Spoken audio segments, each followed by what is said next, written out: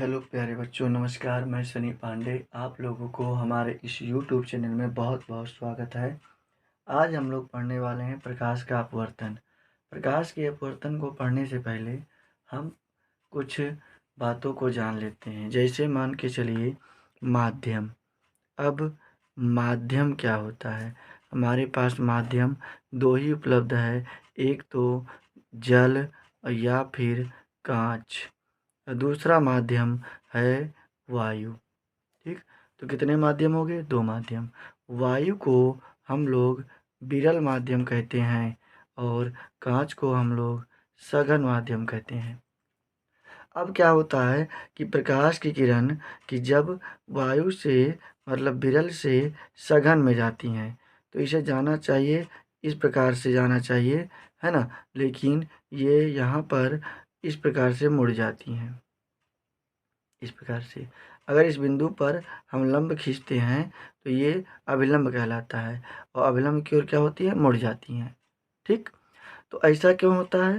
तो जब विरल माध्यम से प्रकाश की किरण सघन माध्यम में जाती हैं तो अभिलंब की ओर झुक जाती हैं। क्यों? क्योंकि यहाँ माध्यम कैसा है? सघन, और यहाँ कैसा है? विरल।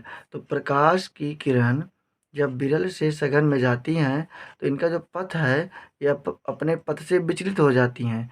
तो प्रकाश की किरण अपने पथ से जब विचलित होती है तो यही घटना प्रकाश का अपवर्तन कहलाता है। चलिए आइए हम लोग ठीक से समझते हैं।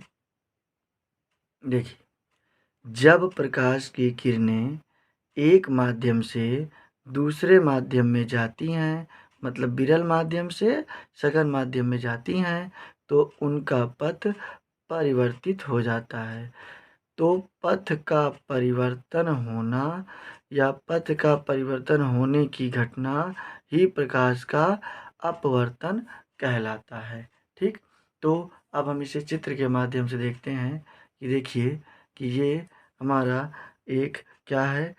तल है जो दो माध्यमों को बांटता है, एक विरल माध्यम और जिसे वायु कहते हैं, दूसरा सघन माध्यम जल या कांच। अब ये प्रकाश की किरण है, प्रकाश की क्या है? किरण है, जो आपतित किरण जिसे कहते हैं, आकर गिरती है तो इसे इस प्रकार से जाना चाहिए। जहाँ पर ये गिरती है इस बिंदु को हम आपतन बिंदु कहते हैं, इस पर अभिलंब खींचते हैं। तो जब प्रकाश की किरण विरल माध्यम से सघन माध्यम में जाती हैं तो इसे जाना चाहिए सीधे, लेकिन अपने पथ से विचलित हो जाती हैं, इधर आ जाती हैं, मुड़ जाती हैं। किधर मुड़ती हैं? अभिलंब की ओर। तो यहाँ पर देखते हैं कि इस तरफ मुड़ जाती हैं, तो इस किरण को कहते हैं अपवर्तित किरण। क्या कहते हैं? अपवर्तित किरण। तो प्रकाश का मुड़ना ही प्रकाश का अपवर्तन कहलाता है। क्या? अपवर्तन। प्रकाश का अपवर्तन कहलाता है। ठीक, अब यहाँ अभिलंब और आपतित किरण के बीच में एक कोण बनता है, इस कोण को हम कहते हैं आपतन कोण।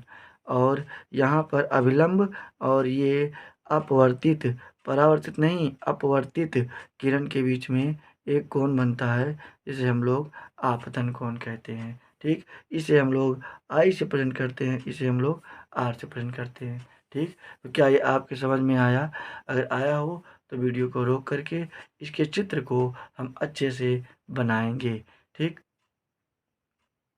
अच्छा, तो अब इसी प्रतिक्रिया को अगर हम उल्टा कर दें कि अगर मान लीजिए किसी भी तल पर हम पहले सघन माध्यम लें और फिर विरल माध्यम लें, तो सघन माध्यम से जब प्रकाश किरण विरल माध्यम में जाती है तो याद रखिएगा कि सघन से विरल में जाती है तो ये अभिलंब है, इस बिंदु पर अभिलंब खींचते हैं, अभिलंब से दूर हटता है। लेकिन विरल से सघन में जाए तो अभिलंब की ओर झुक जाता है। अभी हमने जो शुरू में बताया वो क्या था? वो था विरल से सघन में जा रहा था तो अभिलंब की ओर झुक रहा था। लेकिन यदि कोई प्रकाश की किरण सघन से विरल में जाता है तो अभिलंब से दूर हटता है, परे हटता है। ठीक, इस बात को याद रखिएगा।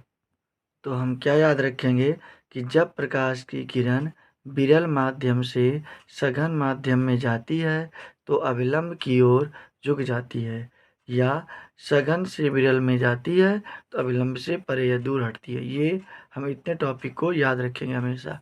ठीक, तो अब प्रकाश के अपवर्तन के 2 नियम होते हैं, उनके नियमों को पढ़ते हैं। तो पहला नियम क्या है, देखिए पहला नियम बिल्कुल परावर्तन वाले नियम है। क्या कि देखिए हम यहाँ पर आपतित किरण, अपवर्तित किरण, ये अभी मैंने चित्र में बताया, आप चित्र देख लीजिए जो बनाए हैं। तो आपतित किरण और अपवर्त और आपतन बिंदु पर खींचा गया अभिलंब तीनों एक ही तल में होता है। और आपतन कोण की ज्या और अपवर्तन कोण की ज्या एक नियतांक होता है, यही नियम है।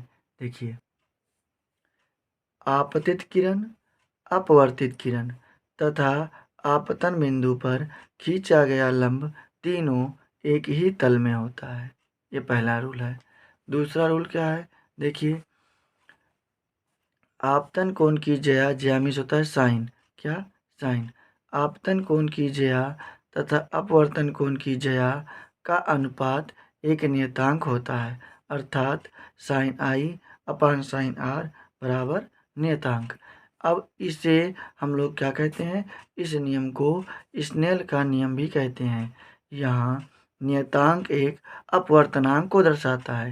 ये जो नियतांक है ये अपवर्तनांक को n को दर्शाता है। यहाँ नियतांक एक अपवर्तनांक को दर्शाता है जिसे हम n या म्यू से सूचित करते हैं, ठीक। अर्थात हम लिख सकते हैं कि अपवर्तनांक बराबर sine i upon sine r, n बराबर sine i upon sine r, ठीक। अब हम इसमें से कुछ मानों को याद रखना है जो सवाल में काम आएगा, इसी समय आप इसे नोट कर लेंगे।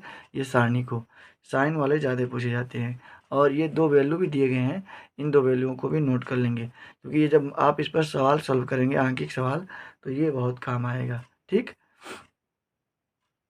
तो क्या आपकी समझ में ये प्रकाश का अपवर्तन आया? अगर आया हो तो वीडियो को ज़रूर लाइक कीजिएगा। आगे देखते हैं, अपवर्तनांक का प्रकाश की चाल से संबंध क्या है, मतलब n का प्रकाश की चाल c से क्या संबंध है। तो निर्वात अथवा वायु में प्रकाश की चाल, निर्वात जहाँ हवा ना हो, निर्वात अथवा वायु में प्रकाश की चाल उस माध्यम में प्रकाश की चाल के अनुपात के बराबर होता है। मतलब जिस माध्यम में ये प्रकाश चल रहा हो उस माध्यम के, तो उस माध्यम में प्रकाश की चाल के अनुपात के बराबर होता है। अर्थात अपवर्तनांक n बराबर लिख सकते हैं वायु या निर्वात में प्रकाश की चाल और बटे क्या कांच या जल में प्रकाश की चाल। ये फार्मूला याद रखेंगे आप कि अगर अपवर्तनांक याद करना हो और माध्यम वायु और कांच हो और इनमें प्रकाश की चाल से संबंधित हो तो अपवर्तनांक n बराबर वायु या निर्वात में प्रकाश की चाल और बटे कांच या जल में प्रकाश की चाल। इसे हम शॉर्ट में n बराबर c अपान v लिखते हैं, ठीक। अब हम इनके प्रकाश के अपवर्तन के कुछ व्यवहारिक उदाहरण देख लेते हैं। जैसे हम लोग आगे इसके बारे में पढ़ेंगे, लेकिन अभी थोड़ा ध्यान दे देते हैं कि अपवर्तन के कारण ही गिलास अथवा किसी भी बीकर में डूबी हुई क्या होती है, लकड़ी या डंडा, पेंसिल है ना, मुड़ी हुई प्रतीत होती है। और तारे का टिमटिमाना इसी प्रकाश के अपवर्तन कारण होता है। और तालाब की गहराई वास्तविक गहराई से ऊपर दिखाई देता है, ठीक। अब देखिए इसी के साथ हम एक टॉपिक और क्लियर करते हैं, क्रांतिक कोण। क्रांतिक कोण क्या है, देखिए जब कोई प्रकाश की किरण सघन माध्यम से विरल माध्यम में जाती है तो अपवर्तन कोण r आपतन कोण I से अधिक हो जाता है, जिससे कि क्रांतिक कोण, जिसे क्या कहते हैं, अधिक हो जाता है, तो उस कोण के उसके द्वारा बने कोण को क्रांतिक कोण कहा जाता है। इसे c से सूचित किया जाता है, n बराबर 1/c। इस फार्मूले को याद रखेंगे। तो अब हम अगले वीडियो में इस फार्मूले पे आधारित आंकिक प्रश्न, उसके बाद हम लोग इस फार्मूले पे आधारित आंकिक प्रश्न, उसके बाद हम लोग इस फार्मूले पर आधारित आंकिक प्रश्न, तीनों फार्मूले पर आधारित आंकिक प्रश्न का अध्ययन करेंगे। और तब तक के लिए नमस्कार, आपका दिन शुभ हो। आशा करते हैं कि आपको ये वीडियो पसंद आया हो। ठीक समय। नमस्कार भैया।